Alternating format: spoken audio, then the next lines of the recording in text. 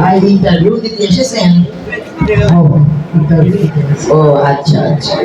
এই যাও রে এই হ্যাঁ, ভালো আছো?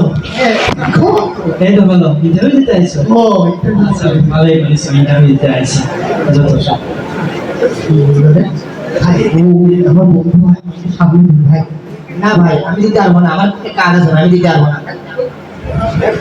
বাড়ি এলে আবার ভালো সবাই দিতে দিতে বলতে না দিকে মারবে না ভাই ওসব কথা আমি শুনতে পারবো না ভাই, আমার কাজ আছে ভাই অনেক। আমার বন্ধু ভাই ভাই ভাই আমার বন্ধু আমার বন্ধু হাট হাট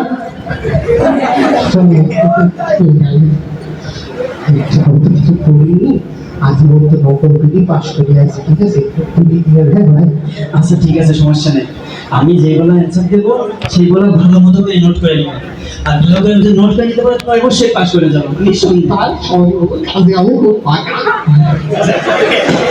ও ভাই আপনার ফেল করা বাকি। দেখেন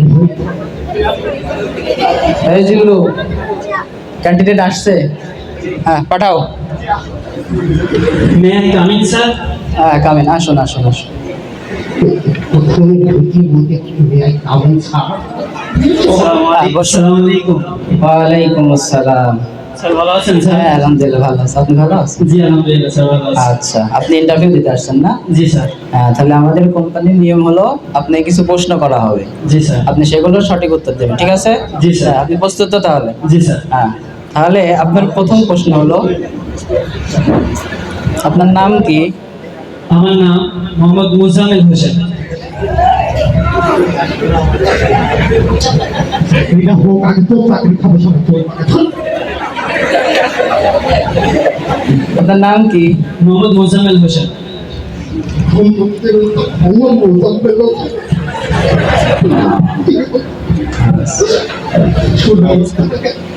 আচ্ছা, তাহলে আপনার দ্বিতীয় প্রশ্ন, জি স্যার। বাংলাদেশের যুদ্ধ কবে শুরু হয়েছিল?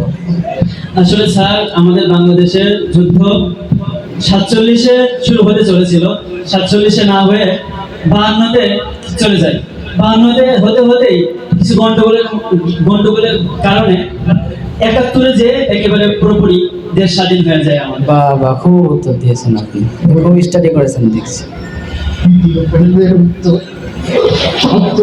হতে যাই হয়েছি তারপরে লাস্ট মিনিট 71 যাই বাহ, আপনি তাহলে ভালোই প্রস্তুতি নিয়েছেন। আচ্ছা, আপনার তৃতীয় প্রশ্ন, জি স্যার। যুদ্ধে কার অবদান ছিল? কার অবদান কথা বলবো? যদি কারো নাম বলি, যদি তার মধ্যে বিএনপি থাকে তাহলে বিএনপির অসুবিধা, যদি আওয়ামী লীগ থাকে তাহলে আওয়ামী লীগের অসুবিধা। তার থেকে ভালো হয় কারণ নামই বলবো না।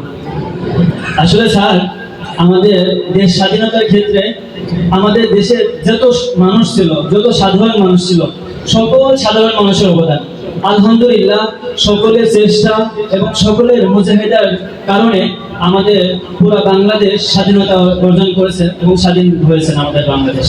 বাহ, তাক মাশাআল্লাহ, খুব সুন্দর উত্তর দিয়েছেন।